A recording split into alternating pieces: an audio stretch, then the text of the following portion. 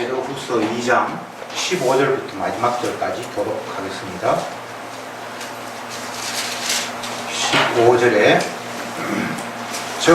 저희가 바른 길을 떠나 미혹하여 보올의 아들 발람의 길을 쫓는도다. 그는 불의의 삭슬 사랑하다가 자기의 불법을 인하여 책망을 받되 말 못하는 아이와 사람의 소리로 말하여 이 시대의 미친 것을 금지하였느니라. 이 사람들은 물없는 셈이요 광풍에 밀려가는 안개니 저희를 위하여 캄캄한 어두움이 예비되어 있나니 저희가 허탄한 사람의 말을 보하여 일주일에 행하는 사람들에게서 겨우 피한 자들을 응함으로써 육체의 질문 중에서 유혹하여 저희에게 자유를 준다 하여도 자기는 멸망의 종들이니 누구든지 진 자는 이긴 자의 종이 됩니다. 만일 저희가 우리 주 대신 구주 예수 그리스도를 함으로 세상의 결혼을 평 후에 다시 그 중에 은혜이고 지면 그 나중 편이 저보다 더 심하리니 의의 도를 안 후에 받은 거룩한 명령을 저버리는 것보다 알지 못하는 것이 도리어 저희에게 나으니라. 참송단에 이르기를 내가 그 바랬던 곳에 돌아가고 레위가 씻은 자가 더러운 구덩이에 돌을 넣었다 하는 말이 저에게 응하였도다. 아멘. 계속해서 연결되는 지난주하고 연결되는 말씀이 저주받을 자들에 대한 이야기, 복음을 받아들이지 못하고 하나님의 사랑을 모르는 예수님을 주로 영접하지 않는 자들이 받게 될 저주에 대해서 계속 베드로가 이야기를 하고 있습니다. 오늘 15절에서는 보올의 아들 발람의 길을 쫓는도다 이렇게 되어 있는데 구약의 민수기에 나타나죠. 발람의 이야기가 어떤 것인가 하면 이스라엘이 광야를 통과해서 가나안 땅으로 이제 처음 도착하면서 정복할 그 시절에 그 모압이라는 지역을 이제 점령을 해야 되는데 그 전에 다른 지역을 점령해 갔는데 그 모압 왕이 애굽에서 어떤 민족들이 튀어나와가지고 막 이 가나안 일대 다 쓸어버리니까 자기 동네를 점점 오니까 불안해서 발람 선지자라는 사람, 아마 그 지역에서 훌륭한 선지자로 그렇게 인정받았던 모양이죠. 그 사람을 불러와서 신에게 기도하면 뭐 다 듣고 하는 이런. 그래서 그 사람을 그 모압 왕이 불러오려고 이제 대신들을 보내서 많은 재물을 주면서 너희들이 죄송합니다. 이스라엘 백성들이 지금 이 가나안 땅을 다 섬멸하고 있으니까 당신이 와서 이스라엘 백성들을 좀 저주해주면 그들이 우리를 침략하지 못할 것이다. 그렇게 이야기를 해서 대신들을 보내서 발람을 초청을 했는데 발람이 처음에는 거절을 하죠. 하나님의 백성을 내가 마음대로 저주할 수 없다.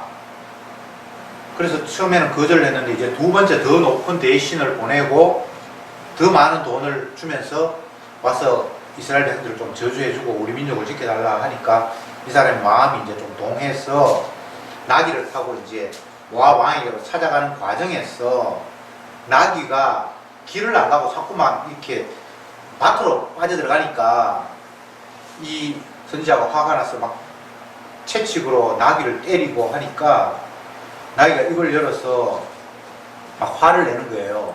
나귀가 말을 하는 게 나와요. 하나님의 군대가, 하나님의 사자가 나를 가로막는데 내가 어떻게 가냐. 그래서 하나님이 눈을 열어주니까 진짜 하나님의 선지자가 길을 막고 있는 거예요. 그런 일이 있고 난 이후에 본인은 마음이 불안해서 갈까 말까 하는데 하나님께서 그 나라로 가라고 해요. 그래서 그곳에 가서 발람 왕의 요청대로 이스라엘을 저주하십시오라고 얘기했는데 이 사람이 이스라엘을 축복하는 기도를 하죠. 그죠? 그러다 나중에는 이제 저주하는 기도까지 하는데 결국 여기서 발람의 길을 쫓는도다 라고 하면서 무엇이라고 이야기했습니까? 그는 불의의 삭슬 사랑하다가 자기의 불법을 인하여 멸망을 받되 말 못하는 나귀가 사람의 소리로 말하여 이 선지자의 미친 것을 금하였느니라 이렇게 돼 있죠.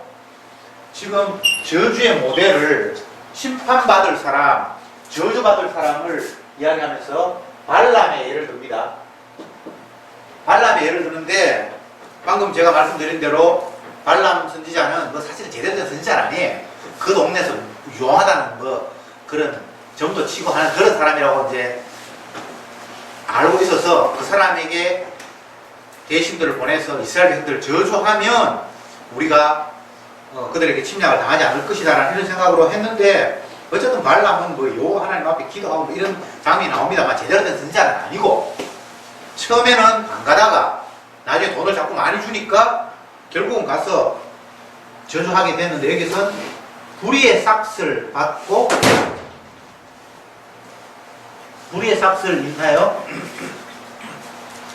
사랑하다가 자기의 불법을 인하여 책망을 받은 말 못하는 나귀가 사람의 소리를 말하여 이 선자에 미친 것을 금하였느니라. 하나님께서 얼마나 이 사람을 낮게 봤으면 나귀를 통해서 그에게 책망을 하고 저주를 하는 그런 모습이 나타나 있습니다. 사람이 나귀보다도 못해요. 예. 나귀는 하나님의 뜻을 알고 있는데, 물론 하나님께서 알려주셨으니까 아니죠. 나귀가 사람 말을 해가지고 이 거짓 선자에게 경고를 하는데도 불구하고 결국은 가서 돈 때문에 저주를 했다. 이것이 불의의 삭슬 사랑하다가 멸망한 대표적인 모델로 베드로가 이야기를 하고 있습니다. 모든 인간들이 다 이래요. 예. 돈 앞에 모든 걸 굴복하고 물질 앞에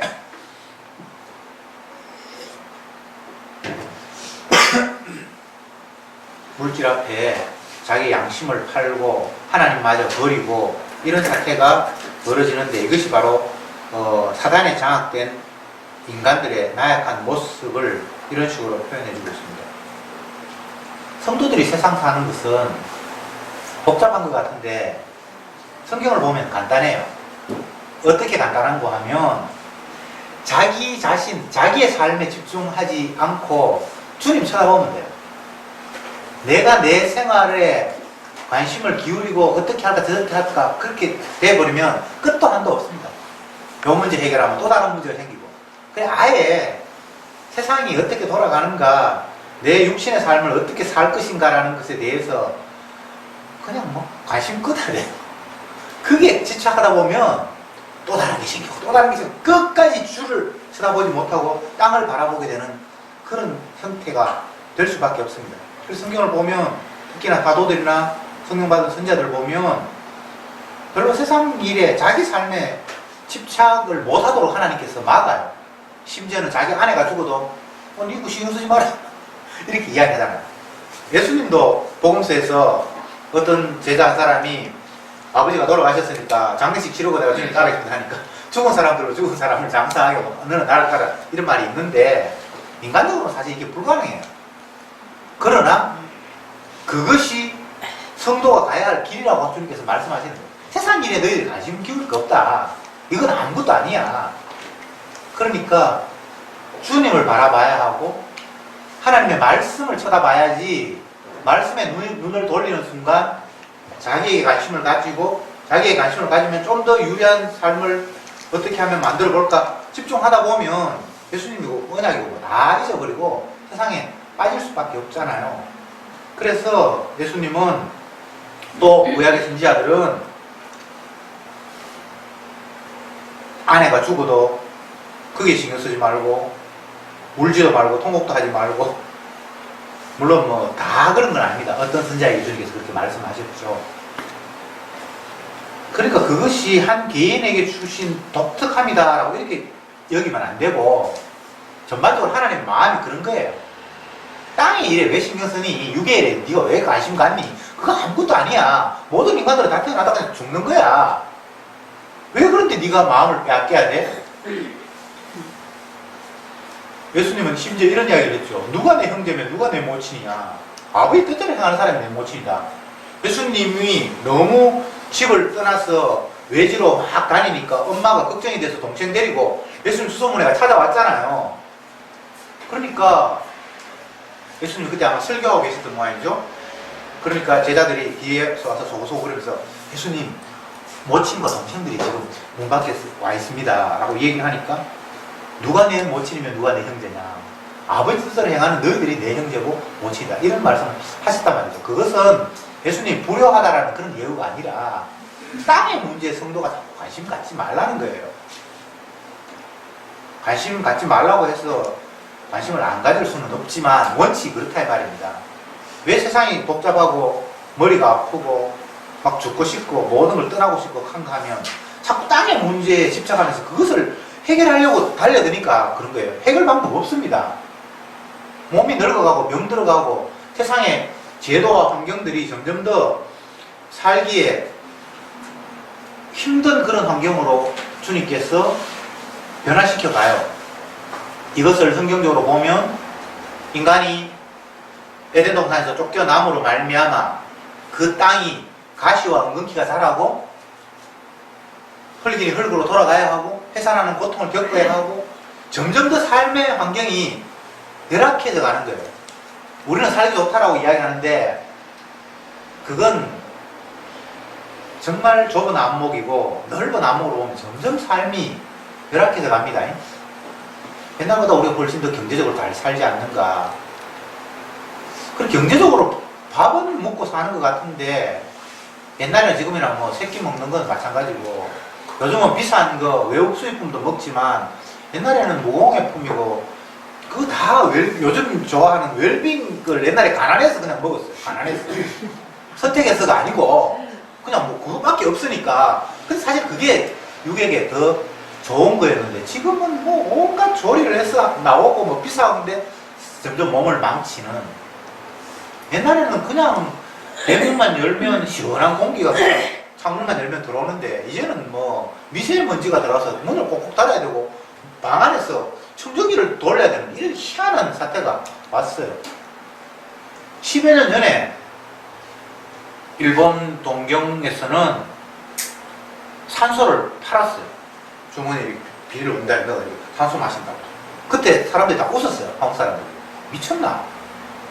근데 지금 우리도 그렇게 해야 될 때가 가까운 거예요. 베이징이 뭐 미세먼지로 지금 전국 세계에서 가장 심각한 상태인데 우리도 지금 점점 더 그렇게 돼요. 그렇게 안개가 껴서 이게 뭐 안개인지 먼지인지 모를 만큼 그런 환경이 다가왔어요. 방법 있습니까? 없어요. 주님 우리를 죽이시겠다. 이 세상을 주님께서 막겠다는데 방법 없어요. 제가 드리고 싶은 말씀은 땅에 집착하고 육을 어떻게 살릴까라고 눈을 돌리는 순간 말씀이고 하나님이고 없고 계속 해결도 안 되는 상태에 내가 수렁으로 빠져들어간다는 걸 제가 성경을 분별해서 말씀드리는 거예요. 방법 없습니다. 그냥 사람대로 사세요. 예. 뭐 잘 사는 방법이 이 세상에 없습니다. 좋은 집도 없고 뭐 괜찮은 직장 같은 그런 거 없어요. 그냥 주님 형편에 따라서 이렇게도 보내고 저렇게도 보낼 뿐이죠. 그러면 하나님 나를 여기에 보내셔서 정의 노릇 하라고 하시는 것 같다. 그렇게 생각해야지. 그거 더 좋은 것, 더 나은 것, 뭐가 더 좋고 더 낫습니까? 10년 후가 되면 어떻게 역전이 될지 모르는데요. 그렇지 않나요? 옛날에 그게 좋았는데 나중에 보니까 뭐 별로 좋은 것도 아니고. 이 세상에서 내가 어떻게 살아갈까라고 생각하면서 세상을 바라보면 답 없습니다. 이 세상에 잘 사는 방법 없습니다. 이 세상은 주님께서 심판하시는 곳이기 때문에 이 세상에서 잘 사는 방법은 없어요. 떠날 준비하는 거죠. 나그네, 너희 본향은 하늘에 있다. 그러니까 너희 잠시 있다 떠나갈 것이니까 여기에 자꾸 머물려고 생각하면 안 된다라는 그 말씀을 오늘 베드로는 이런 식으로 우리에게 들려주고 있습니다. 17절을 볼게요. 이 사람들은 물 없는 샘이요 광풍에 밀려가는 안개니 저희를 위하여 캄캄한 어둠이 예비되었나니 물 없는 샘, 광풍에 밀려가는 안개. 샘은 물을 얻고자 파는 건데 열심히 팠는데 물이 없는 샘, 광풍에 밀려가는 안개. 안개는 뭐 아침에 잠깐 이렇게 있다가 없어질 건데 그걸 광폭으로 확 불어버리면 안개 자체는 아예 흔적도 없이 사라져 버리는 건데 그런 것에 자꾸 집착하고 있다는 거예요. 사람들이 내일 되면 어떻게 될지 모르는, 사라질지도 계속 있을지도 모르는 그 임시적인 것이 영원히 있을 것처럼 그거 잡으려고 애를 쓴다는 거예요. 물이 없는 운동이라는 표현은 에레미야가 이스라엘 백성들에게 한 말 가운데 그런 표현이 있어요. 너희가 열심히 우물을 파는데 그 우물은 물이 없는 우물을 파는 것과 똑같다. 사람들은 물을 먹기 위해서 샘을 파는데 열심히 파도 거기에는 샘이 안 나오고, 근데 옆에 보니까 생명수가 그냥 흐르고 있는데 생수에 그런 대신에 주님은 버려둔 채 스스로 웅덩이를 파는 자들아, 이 어리석은 자들아, 에레미야가 그렇게 예언을 하고 있단 말이죠.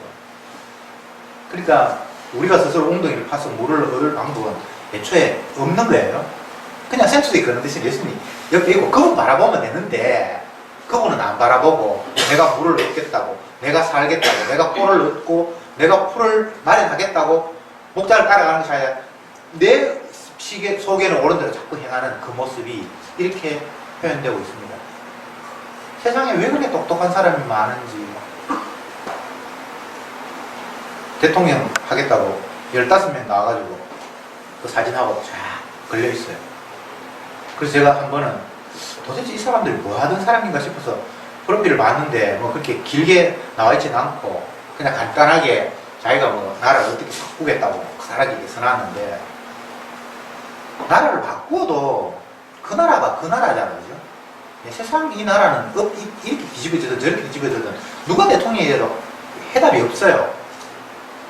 박근혜가 최순실하고 농단을 해가지고 뭐 어떻게 쓰게 하고 해서 쫓겨나고 새롭게 대통령 뽑자고 그러는데, 새로 뽑아도 그런 종류를 똑같이 범죄할지는 모르지만 또 다른 양상으로 그냥 움직여 갈 거예요. 이 세상에 기대하는 그 자체가 착각이라니까. 성도는 세상에 뭘 기대할 수 있습니까? 주님이 이 세상을 홀로 심판하겠다고 여러 번 성경이 이야기하고 있는데, 요 본문을 한번 봅시다. 아직 안 봤죠. 3장 10절에 3장 10절 같이 봅시다. 그러나 주의 날에 어제같이 오리니 그날에는 하늘이 큰 소리로 떠나가고 천지 뜨거운 불에 풀어지고 땅과 그 중에 있는 모든 일이 드러나리로다. 체질이 뜨거운 불에 풀어지고, 체질이라는 이 지구의 지각 전체자가 뜨거운 불에 다 흐물흐물 다 타버린다는 거예요. 옛날 이 성경이 기록될 당시에는 이런 말이 무슨 말인지 몰랐는데 과학이 점점 발달하다 보니까 우리 지구가 불덩어리 위에 살고 있다는 걸 알아요. 이 땅을 지각을 10km만 뚫고 가면 그 밑에는 부글부글 끓는 불이 있잖아요. 이건 뭐 과학적으로 다 증명이 되는 거잖아요. 용암이 터지고 그 밑이 구멍이 얇아서 터져 나오면 일본처럼 그렇게 막 불이 뿜어져 나오고. 재작년인가 제가 그 일본에 가봤는데, 그 화산 폭발한다는 그 지역 근처를 가봤는데 작년에 터졌다고 이렇게 얘기를 하고, 그 가까이 아수산이고 그쪽에는 접근하지 못하도록 막아놓고 그 동네 전체가 다 연기가 올라가요. 용암이. 그래서 이런 체질이 뜨거운 불에 나중에 다 녹아진다는 말이 빈말이 아니라 그게 결국은 터져 나와버리면 이 세상은 뭐 핵탄이 어쩌고 저쩌고 뭐 중성자탄이 어쩌고 그런 게 웃기는 거예요. 예.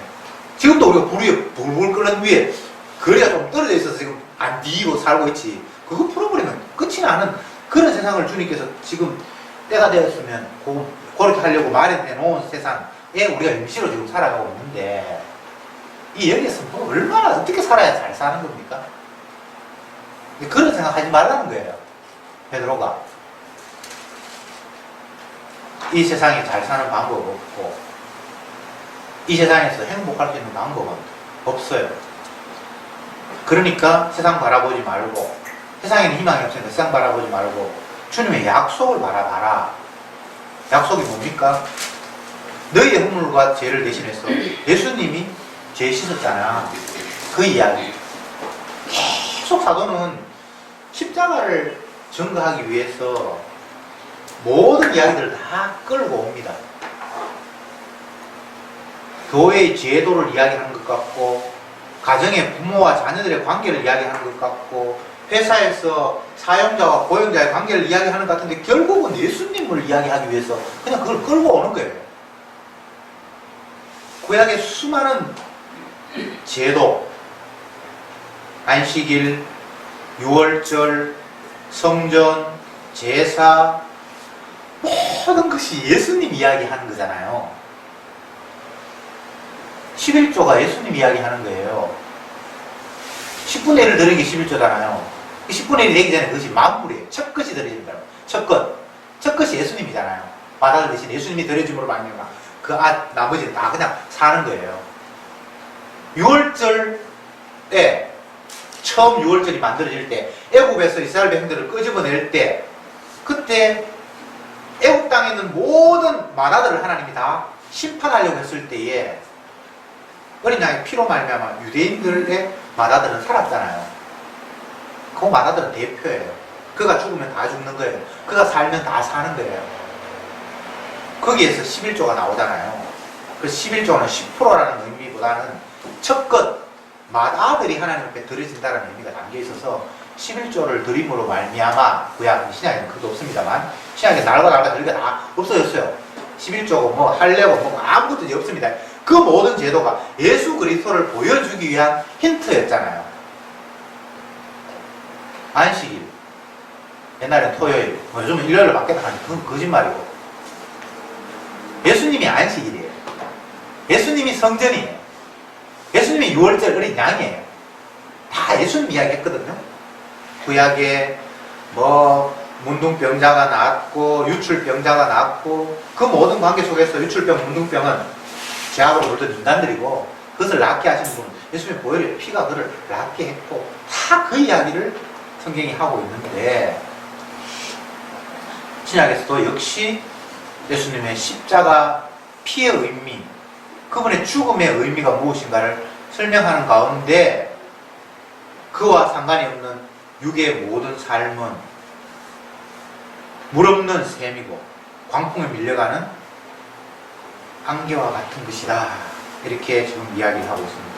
18절에 저희가 허탄한 자랑의 말을 토하여 미혹한 데 행하는 사람들에게서 겨우 피한 자들을 엄난으로서 육체의 정욕 중에서 유혹하여, 지금 요 이제 18절이 조금 어려운데 악한 마귀들이 끝없이 주님 앞으로 나아가는 자를 넘어뜨리고 유혹하고 혼란에 빠지고 미혹하게 계속해서 활동한다는 겁니다. 제가 지난주에 말씀을 드렸던 것 같은데 세상은 가만히 있는 것이 아니라 악한 마귀가 성도들을 집어삼키려고 안간힘을 쓰는 그런 구도가 세상이라고 말씀드렸잖아요. 그래서 성도는 항상 사람을 대할 때에 또 저 상대가 십자가의 복음을 가리기 위해서 나 앞에 지금 서 있구나 이런 생각을 가져야 된단 말이죠. 그분은 착한 사람인데 착한 사람은 없어요. 세상에 복음의 은혜를 아는가 모르는가 그것밖에 없어요. 아무리 착해도 자기는 남을 돕는다고 자기 스스로 윤리와 도덕을 가지고 내 희생해서 저 사람이 뭔가 돕는다고 설치지만 그가 복음을 모를 때는 그 하는 그 희생 자체가 십자가 강체를 가리는 일이 되어버려요. 그게 성경의 이야기예요. 본인은 의식하지 못해요. 내가 뭐 십자가를 모르니까 십자가 강체를 가린다든가 예수는 모르니까 예수님 십자가를 모독한다든가 자기는 모르는데 결과적으로 예수님을 모르기 때문에 그 일을 하도록 사탄에 의해서 장악받고 있다는 게 사도가 지금 하는 이야기잖아요. 세상을 그런 관점으로 봐야죠. 그래서 온갖 방법을 다 사용을 해서 미혹하고 있는 것이 현실이다. 19절에 저희에게 자유를 준다 하여도 자기는 멸망의 종들이니 누구든지 진 자는 이긴 자의 종이 됨이라. 이런 표현들은 그 마귀가 성도를 유혹할 때에 자유를 주고 기쁨을 주고 뭔가로부터 벗어나게 한다라고 다가오는데 결국은 얽매이게 되고 포로가 되고 종이 되고 집어삼키는 결과가 될 수밖에 없다라는 이야기를 하고 있습니다. 히브리서에서 제가 자주 인용하는 대로 인생은 평생을 살면서 죽기가 무서워 마귀에게 쩔쩔매며 종노릇하는 삶이다. 그렇게 이야기했죠. 히브리서에서 그렇게 되어 있습니다. 히브리서 10장에 보면. 네. 그러니까 내 살려고 죽는 게 두려워서 어떻게 하는지 살아남아야겠다라고 생각하는 그 자체가 마귀에게 사로잡히는 거예요. 그냥 내 삶을 놔버렸어요. 내 삶이 아니니까. 높은 언덕에 올라서 밑에 물을 향해서 이렇게 번치 점프하는 그 장면 제가 보니까 뭐 고소공포증 있는 사람이나 그런 사람들은 뭐 까맣게 높은 데서 훌쩍 뛴다는 그 자체가 너무나 공포스러워서 그 근처도 못 가고 벌벌 떠는 사람이 있고, 어떤 사람은 가볍게 줄이 뒤에 있으니까 기쁘게 훌쩍 뛰어내리는 그런 사람이 있는데, 두려워하든 두려워하지 않든 그와 상관이 없이 뒤에 줄이 매여 있으면 그건 상관이 없는 거잖아요. 그죠? 이 성도는 예수 그리스도가 붙들고 있는 자이기 때문에 내가 어떻게 두려움을 갖는다거나 떨어질까 염려한다거나 그 자체가 바보짓이에요. 줄이 계속 꽉 쥐고 있어요. 이것을 로마서에서는 누가 우리를 그리스도의 사랑에서 끊으리오 이렇게 표현했죠. 그리스도와 성도의 관계는 사랑의 줄로, 유행가 가사에도 뭐 그런 노래 있던데 사랑의 줄로 묶어놨어요. 그래서 우리가 어떻게 한다고 해서 그 줄이 끊어지거나 생명이 어떻게 되는 게 아니에요. 내가 나를 살릴 필요도 없지만, 내가 나를 죽일 이유도 없지만, 어쨌든 내 마음대로 되는 게 아니에요. 그래서 내 삶에 대해서 내가 주도권도 없고 내려놔야 돼요. 그가 가라 하면 가고 오라 하면 오나이다. 백부장이 예수님 앞에 놀라운 신앙 고백을 했잖아요. 예수님, 내 종이 병들어 죽게 되었나이다. 고쳐주옵소서. 그래, 너 그 집에 가보자. 아니 주님, 천지 만물을 지으신 대장께서 뭘 번거롭게 집까지 가서 하십니까? 그냥 명령만 하시면 되죠.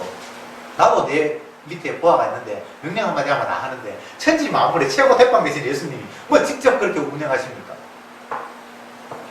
얼마나 군인다운 신앙입니까? 다 자기식으로 주님을 바라보면 돼요. 자기 위치에서. 그 사람은 군인이니까, 뭐 백부장이니까 100명을 거느린 군인이잖아요. 근데 예수님은 천지 만물을 거느린 만군의 왕이잖아요. 그거 틀린 거 아니거든요. 정확한 이해잖아요. 명령 한마디만 하시지. 내 초급 장교인 100명 내 밑에 거느린 요 정도 장교도 내가 부하들한테 시키면 다 하는데, 천지 만물의 대빵 되시는 분이 뭘 직접 수고하십니까? 말씀 한마디로 하면 그 종들이 다 순종할 텐데, 천사를 시키든지 뭐 할 수 있을 텐데, 이 믿음. 근데 더 이상 자기 자신을 놓아버리잖아요. 주님 앞에 모든 것을 맡기는 모습. 그러니까 이스라엘 가운데도 이만한 믿음을 본 적이 없구나. 참으로 네가 복되도. 이렇게 주님께서 말씀을 하셨죠. 다시 말씀드립니다만, 이 땅에서 우리가 잘 살 수 있는 방법 자체가 없습니다. 그건 차단되어 있어요. 죽음을 향해서 갑니다. 너희는 흙이니 흙으로 돌아갈지니라고 주님께서 이미 이 땅에서 우리의 결론을 맺어놓았습니다. 한 개인의 결과도 죽음이고 지구의 종말도 불타 없어지는 것이 이 소멸할 것입니다. 그래서 여기에서 뭔가를 잘 살고 뭐 기대를 건다든가 결실을 하겠다든가 그 생각 자체가 주님의 뜻과는 배치되는 겁니다. 세상에 잘 사는 방법 없어요. 멸망할 세상이라고 믿고 본향을 향해서 떠나갈 준비를 하는 게 잘 사는 거면 잘 사는 걸까? 이 땅에서 내가 어떤 노력을 하거나 예를 써서 어떤 결과를 얻는다는 그 사고 자체는 아예 있을 수 없는, 하나님의 말씀하시는 세상관과는 전혀 다른 거예요. 어떤 사람이 잘 사는 사람입니까? 잘 사는 방법 없어요. 떠날 준비하는 거 말고는 없어요. 체질이 뜨거운 불에 풀어지고 그렇게 말씀하셨는데 어떻게 하면 잘 삽니까? 뜨거운 불에 풀어지니까 내가 완전히 방탄 옷을 입어서 주님이 불을 지르더라도 나는 살아남아야지. 그게 잘 사는 겁니까? 요즘 그런 사람들 많아요. 뭐 방주 만든다 하고, 예. 지구가 어떻게 뭐 원자폭탄 뭡니까? 그 핵으로 터지면 지하 몇 미터에서 어떤 방배를 하면 그 핵이 뚫지 못한다고 하면서 뭐 방주 만든다고 하는 사람이 있어요. 하나님이 그렇게 어설프게 우리를 공격하실까요? 이게 다 미친 짓이에요, 그죠? 네. 뭐 오존층이 파괴돼가지고 뭐 지구가 어떻게 된다고 프레온 가스인가를 덜 쓰자고 그렇게 하는데 그것도 웃기는 이야기예요. 전체 나가 빙하가 높고 막 오만 일들을 하나님 지금 다 저지르는데 빙하 안 녹게 하려면 그럼 우리가 뭐 또 에어컨을 틀어야 되나 뭐 어떻게 해야 됩니까? 방법 없습니다. 오존층이 뭐 해가지고 어디 됐는데 프레온 가스 그거 이 땅에 지구에서 얼마 떼가지고 하늘에 그 오존층 파괴하겠어. 그거 아니에요. 하도 답답하니까 우리가 뭔가 조금이라도 여기서 어떻게 하면 이 대기가 좀 더 맑아질까봐 아이디어를 쓰는데 하나님이 벌하시는 것에 대해서 방법이 없습니다. 지진이 이제 계속 우리 땅에도 일어났어. 어제 안에도 뭐 강도 3.0 지진이 일어났다고 핸드폰에 지지 울렸죠, 그죠? 근데 지진 일어나는데 지진 방법 대비할 방법이 뭐 있습니까? 집에 대나무 심으면 됩니까? 내진 설계한다고요? 그러면 하나님 보고 부수려고 조금 더 흔들 거야. 하나님이 우리한테 지는 분이 아니거든요. 그건 마치 물론 하나님을 심판하니까 높은 바벨탑을 지어서 물론 심판인데 얘는 안 살겠다, 안 죽겠다고 하는 그 완악함과 똑같은 거예요. 방법 없습니다. 안 죽을 방법 없고 주님이 심판하시는데 심판 피할 방법 없습니다. 그러니까 그냥 온전히 온몸으로 주님의 신망을 받으면서 살아요. 기쁨으로 주님 맞습니다. 내가 이 밥을 먹을 주제도 못 되는데 이렇게 밥을 주시네요. 하면 그냥 감사해야지. 아이고 여기에는 오염되게 얼마나 섞였을까. 내가 좀 더 웰빙 음식을 먹어야 되는데 그런 생각하지 마세요. 주는 대로 그냥 먹으면 돼요. 그러다가 병이 걸릴 때 되면 병이 걸려야 되고 네가 염려함으로 키를 한 잔 더 할 수 있느냐. 염려한다고 키 큽니까? 염려한다고 다가오는 미래를 우리가 피하거나 막을 수 있습니까? 안 되는 거잖아요. 그냥 주가 주시는 환경대로 사는 거예요. 그런데 그것만이 끝이 아니라 주가 예비하신 새하늘과 새 땅이 있다는 것을 하나님이 또 약속하셨잖아요. 체질이 뜨거운 불에 풀어지고 모든 것들이 다 소멸되지만 주님이 예비하신 그 나라가 있다고 약속하셨잖아요. 그러니까 한 개 부서져야 새 것이 등장한 게 우리의 이 몸을 육신을 벗어버려야지 부활하는 새 몸을 입죠. 한 거 계속 유지하려고 하는 것은 부활을 믿지 않는다는 것밖에 안 돼요. 이 세상을 영원하기를 망하지 않고 계속 유지되기를 바라는 사람은 새하늘과 새 땅을 약속하신 주님을 안 믿는 거예요. 이게 전부인 줄 알고 이 몸이 전부인 줄 알고 이 몸이 전부가 아니잖아요. 너희 생명은 그리스도 예수 안에서 감추어져 있는 진짜 생명이 따로 있느니라 그렇게 얘기했잖아요. 그러니까 그 영원한 생명 우리가 손댈 수 없는 진짜 마귀가 우리를 틈타지 못하는 영원한 생명이 예수 그리스도 안에 감추어져 있는데 왜 자꾸 이 껍데기 이 생명 가지고 어떻게 지속시키려고 하냐 말이죠. 지금 베드로가 하는 이야기가 그 이야기입니다. 개인에게 또 전체적인 국가, 사회에 대해서 그런 인식은 도무지 합당하지 않다. 마귀가 너에게 자유를 준다 그런데 결국은 자유가 아니라 오히려 그의 종이 될 수밖에 없는 것이다. 그러니까 이 세상에서 자유를 누리려고 생각도 하지 마세요. 억지로 내 생명을 연장하려고도 하지 마세요.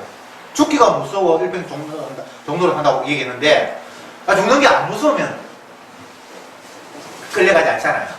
너 그러다가 망해. 내 이왕 망했는 거. 이미 나는 망했어. 니 그러다가 어떻게 돼? 아이 뭐 어쩔 수 없지. 주가 그렇게 하시면 나는 가야지. 그가 보내면 내가 가야지. 내가 방법이 있나? 뭐 이러면 마귀가 유혹할 게 없어요. 목사 같으면 너 그러다가 교회 다 떠나면 어떡할래?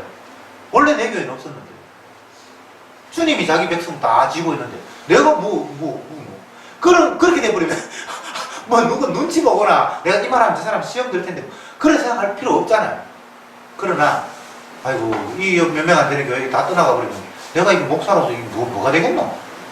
이렇게 하면 저 사람 상처 입을 텐데 그러면 이제 눈치가 자꾸 보이는 거예요. 할 말도 못하고. 그럼 그 복음을 전하는 것이 아니라 자기 울타리 하나 계속 간직하려고 하는 그 모양밖에 안 되잖아요.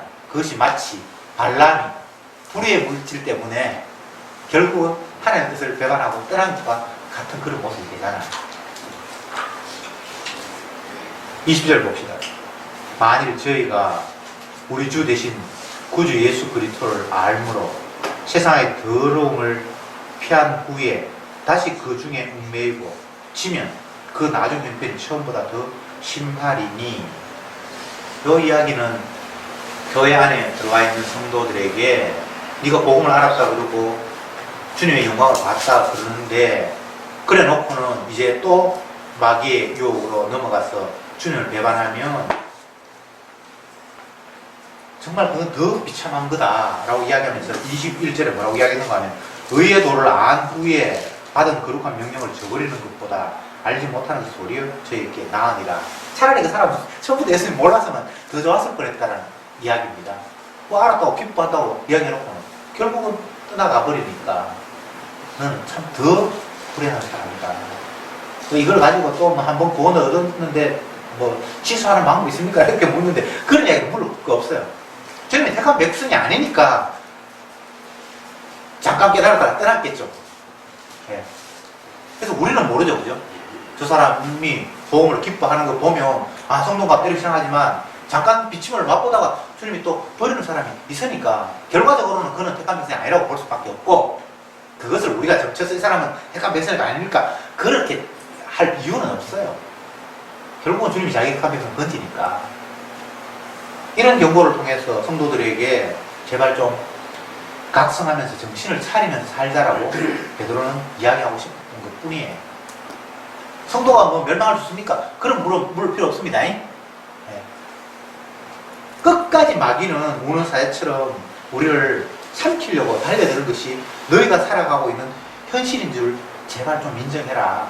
그냥 편안하게 네 결심대로 신앙생활 잘해야지 이렇게 해서 되는 문제가 아니다. 끝없이 마귀는 너를 유혹하고 있다. 그걸 제발 망각하지 말아라. 이런 이야기를 베드로가 하고 있는 겁니다. 베드로가 이 서신을 쓸 때는 나이가 굉장히 많아서 스스로도 내 육신이 이제 하나님 앞에 불려갈 때가 거의 다 됐다라고 인식하면서 썼어요. 그러니까 늙은 사도죠. 늙은 사도가 지난 날들을 돌이키면서 사랑하는 성도들에게 편지를 썼는데 이러나 저러나 이 세상은 주님께서 마지막에 불로 심판할 세상이고 또 성도가 머물러야 할 땅이 아니라 잠깐 있다 떠나가 버릴 나그네 땅이니까 결코 이 땅에 너희들이 관심을 가지면서 집중해야 될 곳은 아니다. 무엇을 하나 더 가졌다, 갖지 못했다, 그게 뭐 큰 의미가 없잖아요. 가진다고 해서 그것으로 이곳이 우리의 안식처가 될 수 없고 못 가있다고 해서 우리의 영원한 안식처가 소멸되는 것도 아니잖아요. 전혀 다른 이야기잖아요. 우리가 가야 할 곳은 따로 있고 예수 그리스도 아니고 내가 잠시 머물러 있는 이 땅은 예수 그리스도 안과는 상관이 없는 것이고 여기서 어떻게 되는 것과 이것과는 아예 관계 자체가 없잖아요. 22절 참 속담에 이르기를 개가 그 토하였던 곳에 돌아가고 돼지가 씻었다가 더러운 구덩이로 도로 누웠다 하는 말이 저희에게 응하였도다. 지금 베드로가 이 성도들에게 편지를 하면서 정말 안타까운 것이 개가 토하였던 거 다시 먹고 돼지가 깨끗이 씻어놨는데 다시 더러운 것으로 뒹구는 것처럼 내가 볼 때 너희들의 모습이 그렇다는 거예요. 뭔가 나왔는 것 같은데 뭔가 복음을 깨닫는 것 같은데 다시 그쪽으로 세상으로 돌아가버리는 그 모습 너무 안타깝다. 세상으로 돌아간다는 게 뭐 굉장한 것 같지만 굉장한 것이 아니라 이 땅에 관심을 가지며 살아가는 모습이 세상으로 돌아가는 거예요. 내 육신의 삶을 자꾸만 챙기는 것 그 자체가 세상으로 돌아가는 삶이에요. 육신의 삶은 나그네라는 것을 보여주기 위해서 잠시 하나님께서 두게 하신 것 외에는 다른 의미가 없어요. 너희는 이 땅에 왔다가 떠나가는 나그네다라는 거예요. 임시적인 존재라는 것을 보여주는 것 차원 외에는 다른 게 없어요. 임시적인 것을 가지고 뭔가를 구축해서 뭐 어떻게 변화시키거나 그런 게 없어요. 어떤 사람은 성경 구절을 인용하면서 하나님께서 이 나라를 위해서 기도하라고 했잖아. 그래서 나라가 영원히 잘 돼야지. 뭐 이런 식으로 해석하는 사람이 있는데 거기는 나라가 영원히 잘 되라는 의미로 나라를 위해서 기도하라는 게 아니에요. 그 앞뒤의 본문을 보면 우리 주위에 펼쳐지는 모든 환경들이 복음을 방해하고 얽어매는 그런 환경이니까 결코 성도가 복음을 떠나서는 안 되기 때문에 주여 내가 복음 떠나는 환경에 빠져들지 않기를 원합니다라는 그런 기도를 하라는 거예요. 나라 잘 되는 게 아니라 나라가 어떻게 하면 잘 됩니까? 나라 잘 되는 방법 성경에 없어요. 그 나라와 그 의가 따로 있기 때문에 그 주님의 나라가 따로 있기 때문에 이 땅의 나라는 부서질 나라이기 때문에 나라가 잘 되는 방법은 없어요. 다만 성도가 어떤 환경이 되었건 주님께로 나아가는 일에 장이 되는 요소는 없으면 좋겠다는 게 성도의 기도입니다. 그게 나라를 위해서 기도하라는 거예요. 복음이 막히지 않게 해달라고 이렇게 기도하고 그게 나라를 위해서 기도하는 거예요. 개는 돼지는 토했던 걸 다시 먹고 더러운 곳에 몸을 씻고 난 뒤에도 다시 들어가는데 성도의 너희들이 그런 개돼지처럼 그 더러운 곳으로 되돌아갈 수 없지 않니? 이것은 예수 그리스도의 안과 밖을 이야기하고 있습니다. 되돌아간다는 것이 다른 게 아니라 세상에 살면서 세상 사람들하고 어울리지 마라 이런 차원이 되돌아간다는 게 아니고 직장으로도 되돌아가지 않기 위해서 뭐 산으로 간다 이런 차원이 아니라 되돌아간다는 것은 그리스도 안 성도는 그리스도 안에 있어요. 주님의 용서 안에 있어요. 그분의 피가 우리를 덮었어요. 그런데 그것을 망각한 채 다시 내 행동과 삶을 통해서 뭔가를 만들어 보려고 하는 그런 모습이 되돌아갑니다. 예수 안은 그 자체가 완성입니다. 우리가 뭘 할 게 아무것도 없어요. 성도가 할 일이 없고 목사가 할 일이 없고 우리가 뭔가 특별히 할 일이 없어요. 이미 예수 그리스도 안에 있기 때문에. 그런데 뭔가를 하려고 하잖아요. 뭔가를 이루려고 하잖아요. 뭐 교회 같으면 성도들이 좀 더 모여서 지금은 우리가 소수의 모임이어서 힘도 없고 재력도 없지만 조금 더 많이 모이면 선교도 좀 하고 뭐 이런 식으로 뭔가를 자꾸 꾸미고 만들어요. 그게 개가 토하였던 곳이 다시 돌아가는 자세예요. 뭘 할 게 없어요. 뭐 주님께서 하게 하시면 하죠. 근데 내가 뭔가를 계획하고 이보다 더 나은 내일이 있을 것이라고 기대하고 꾸미기 시작을 하면 결국은 이 22절의 말씀처럼 돼지가 씻었다가 다시 더러운 곳으로 되돌아가는 그런 모습이라는 거죠. 성경을 읽다 보면 우리를 무장해제시킵니다. 뭔가 하려고 발부둥 치고 안간힘을 썼는데 그냥 말씀 안에 들어가 보니까 다 그냥 힘을 빼게 만들어요. 내려놓게 만들어요. 그게 은혜죠. 이걸 바꿔 이야기하면 우리는 무엇을 해도 그것이 내가 하는 것은 하나님을 영화롭게 하는 일에 방해만 될 뿐이에요. 그래서 힘을 빼고 내가 원치 아니하는 곳이라 할지라도 주님이 나를 끌고 가는 곳에 그냥 끌려갈 뿐이에요. 피동적인 삶이죠. 주인이 따로 있고 나는 끌려가는 거죠. 내가 주인이 아니죠. 그런데 마귀는 계속 내가 주인이 되어서 열심히 할 때만 나에게 아름다운 결과가 온다고 끝없이 우리를 유혹하고 있습니다. 복음과 반대죠. 복음은 제발 좀 가만히 있어. 이스라엘 백성들을 애굽에서 끄집어내어서 가나안 땅으로 집어넣을 때 주님께서 하시는 말씀이 너희는 가만히 있어서 여호와께서 너희를 위하여 어떻게 인도하시는가 보라. 가만히 있어서 그렇게 있어요. 그들이 가나안 땅으로 가기 위해서 가장 길 좋은 곳, 어린아이와 노인들도 있으니까 수많은 사람들이 가기에 가장 적합한 곳을 열심히 찾아 나서는 게 아니에요. 오히려 길 없는 곳으로 하나님이 그들을 몰아세웠죠. 성경에 보면 그런 데 있잖아요. 이집트 땅에서 가나안 땅까지는 바다 말고 육지로 가는 길이 있어요. 지도 보세요. 근데 하나님이 모세를 통해서 홍해 바다 쪽으로 인도했잖아요. 길이 없는 곳으로. 그래서 길이 없는 곳에 그냥 머물러 있으면 되는데 또 애국 병사들이 그들을 죽이려고 따라오게 하잖아요. 꼼짝 못하게 만들어놨잖아요. 진퇴양난.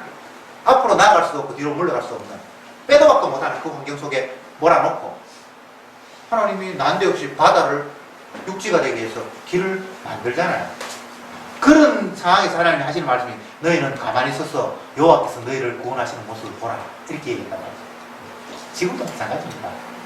주님이 우리를 인도하시는 모습은 편안하고 안전한 곳이 아니라 내가 볼 때 홍해바다 길도 없어서 이제는 막다른 골목처럼 느끼는 그런 곳을 인도해요.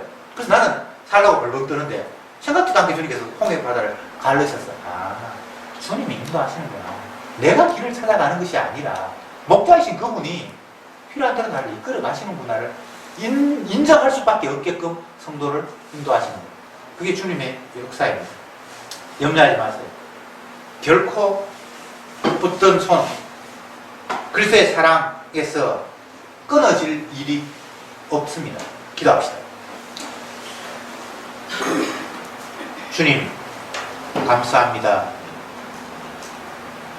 어리석은 우리는 세상을 바라보면서 어떻게 하면 좀 더 편안하고 안전되고 나은 삶을 살 수 있을까 이것저것 둘러보면서 이것도 선택해 봤다가 저것도 취해 보지만 주님의 말씀을 펼치니 이 세상은 이미 심판받은 곳이고 우리의 육은 죄로 말미암아 사망할 수밖에 없는 몸이라는 사실을 일러주셨습니다. 다만 이 몸, 이 땅이 전부가 아니라 새 하늘과 예수 그리스도 안에 감춰진 생명이 있다는 사실을 우리에게 일러주심으로 더 이상 이 땅에 소망을 두지 않고 주님이 약속하신 그 나라를 소망할 수 있게 되었습니다. 개가 토하였던 것을 다시 먹고 돼지가 씻었다가 더러운 곳으로 다시 뒹구는 것처럼 예수 안에서 세상 쪽으로 기울여가는 어리석은 자가 되지 않도록 성령이여 저들을 인도해 주시옵소서. 예수님의 이름으로 기도드리옵나이다. 아멘.